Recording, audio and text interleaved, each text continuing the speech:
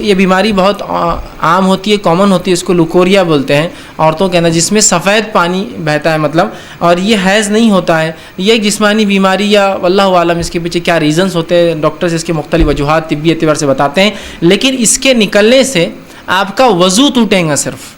اور آپ کو اتنی جگہ کو پاک کرنا ہوگا، جس کے لیے ہر بار کپڑے بدلنا بھی ضروری نہیں ہے، آپ اتنے حصے کو دھو لیں اس انداز سے کہ امید ہو کہ مکمل طور سے یا اکثریت وہ چیز صاف ہو گئی ہو پانی کے ذریعے، تو آپ جو ہے آگے جو ہے کنٹینیو کر سکتے، لیکن ہر آدمی پاس اتنے کپڑے بھی نہیں ہوں گے ہر بار، ٹھیک ہے، تو صرف اگر آپ اس حصے کو جہاں لگا ہو اپنی شرمگاہ کو اور اس حصے کو اتنا دھو لیں کہ نچوڑ لے تو کافی ہے، جیسے کہ ایک روایت میں ملتا ہے نبی اکرم صلی اللہ علیہ وسلم کی تمام عائشہ فرماتی ہے کہ آپ صلی اللہ علیہ وسلم کے کپڑے پر منی لگ گیا تھا، اس سے وہ سوکھ گیا تھا، آپ نماز کو جانے لگے لیکن پانی نہیں تھا، تو میں نے اس حصے سے اس منی کو کھرچ دیا، جس کے کھرچنے سے وہ کپڑے پہ سفید نشان بن گئے، سمجھے آپ، نشان بن گئے، اور وہ نشان اتنے واضح تھے کہ رسول اللہ نے جب وہ کپڑے پہنے تو وہ دکھ رہے تھے، اور آپ وہ کپڑے پہن کے نماز سو گئے، سمجھ رہے ہیں بات کو؟ تو اس سے پتہ چلا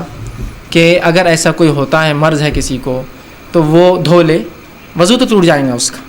اگر بار بار کنٹینیو ہوتا ہے تو ایک وضو سے ایک پوری نماز پڑھ لے، انشاءاللہ وہ کفایت، جیسا کہ ظہر پڑھی تو 4 ظہر کی واجب وت مطلب جو مؤکدہ ہے، پھر 4 فرض ہے، اور اس کے بعد کی 2 بالکل پڑھ لے، اتنی نماز ہو جائے گی، اس کے بعد عصر کے لیے پھر نیا وضو اور نیا دھونا، تو اس کے لیے وہ اتنا حصہ دھو لے، کپڑے پہ لگا ہو تو پانی سے نچوڑ دے، اتنا پانی ڈالے کہ لگے کہ وہ غلاظت کا اس کا کنسنٹریشن کم ہو کے ڈائلیوٹ ہو گیا ہو، ختم ہو گیا ہو، اور وہی کپڑوں میں کر سکتے ہیں، اللہ نے سہولت دی ہے، چینج کر سکتے ہیں آپ، نہ ہو تو اس کے اسلام کی سادگی یہ ہے کہ آپ بس اس گندگی نجاست کو نکال دیں، آپ کنٹینیو کر سکتے ہیں، تو اس کے لیے آپ پہ غسل واجب نہیں آتا۔ اسی سوال میں دوسرا بھی میں لے لیتا ہوں، بہت سے مرد حضراتوں کا سوال ہوتا ہے کہ منی خارج نہ ہو، مزی نکل جائے یا کچھ خیال آنے سے صرف پانی نکل جائے تو کیا غسل ٹوٹتا ہے؟ نہیں،